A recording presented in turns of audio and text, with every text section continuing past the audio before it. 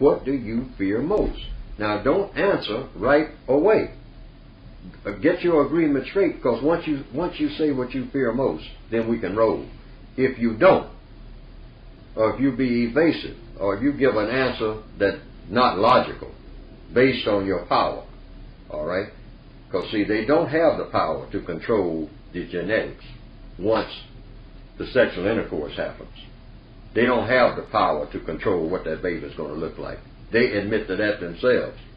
So that's what we say that the fear is, see? But now, if they go anywhere outside of that, we just say, okay, all you're doing is just announcing that you want to continue these things as they are, and we don't intend for it to continue as it is, even though right now we don't know what to do about it, but we will consider you from now on as a person not to be talked to about anything that has to do with this issue. It's no longer any dialogue about this. Racial discussions with you are over. You no longer participate with us in anything that has to do with race. We are taking our agenda and completely discounting anything that you have to say on it. You no longer, as for the non-white people of this planet, unlike Bandung or someplace like that, their conference in 1955, and the Durban conference, which you recently had, you no longer participate. You're no longer legitimate to participate in what's going to happen on this planet as far as the colors are concerned. You don't have a voice anymore. Now, they're going to take that. Or, in other words, well, you are just saying that we are in a state of war. Yeah, damn right. That's what I think. You got that right. And that's the position that we have to take, and stop being timid about it.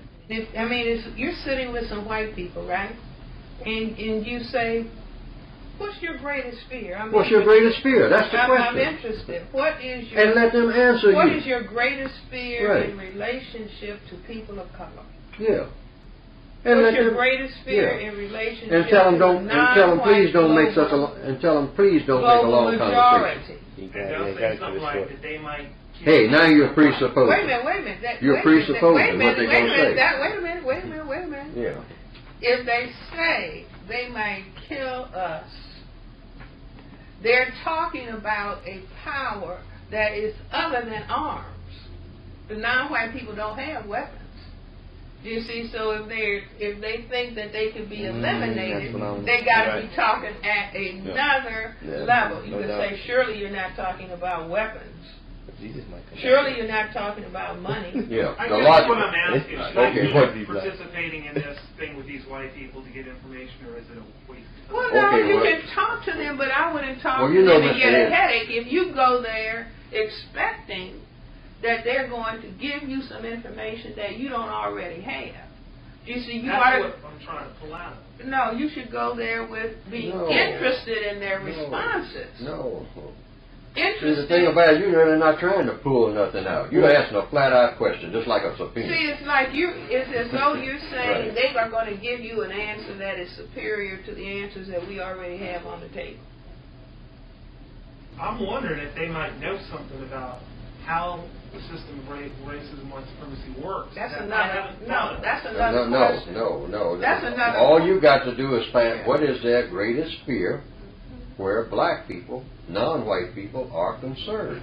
I thought and let them tell you in about 2 sentences. End of dialogue. And if they say, well, let's go out to dinner. Evidence of all that we've experienced and seen? Do we need that? Do we need to hear it from them? We need it because, yes, we need to hear it because it makes focus. We haven't had focus. How many talks do you go to? How many talks do I go to? Where I walk out of there and I say, where was the focus? See, how can we proceed from what we got? Just like Miss Norton did when she made her study. See, I haven't a clue from making this study as to how to proceed. This is a big, thick book. I mean, with a whole bunch of super brains spending all kinds of money to run all over the place, doing every type of detailed research you can make. So in other words, we need unlimited funds to do it. And then you wind up saying, I don't have a clue as to how to proceed. The whole idea, if you go to NASA Space Center and get ready to make a shot, you don't make all of those studies ad infinitum and then say, you know what, I don't have a clue as to how to get this rocket off the ground. And yet you can spend all them billions of dollars. See? I mean, no, you better have a clue. Huh? No, wait a minute. See, I think if you're going to have any dialogue at all with white people, you might ask, how many people in this room are interested in eliminating racism, white supremacy, and replacing it with justice? You see, then there's going to be silence. Not racism in the abstract, racism as white supremacy on this planet. Racism exists. The oppression of the non-white global majority exists on planet Earth.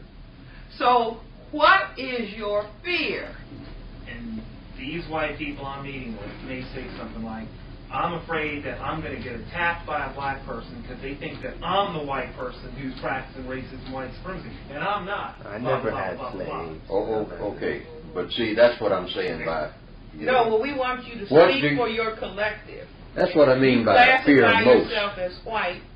Speak for your collective, because it's always some individual white person. It's not me. Well, speak for your collective. When they say they're afraid of a black person attacking them, they're speaking about the whole group of black people. See, they're generalizing about the whole group of black people. Are they not? And they say that that's the reason why they want it. The racism. Well, what he's saying is correct, see, but that's why I'm saying in this room, before we leave here, we have to tighten it up so tight, drum tight, that, see, we don't keep going around in the circle. The white supremacy system is designed to keep any black people who are even thinking about the subject, once they start talking about it, is to wash you around the park forever, until you just fall down exhausted, and then they say, okay, next nigga, for a walk around the park.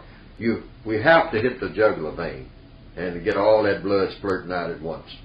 And you have to do it with a karate chop. True. We have to find out right here in this room, where is the karate chop? One chop.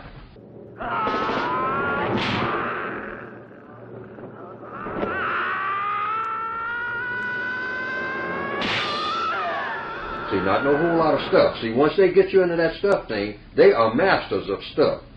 Okay? They know how to beat you every time if you're going to have a long conversation.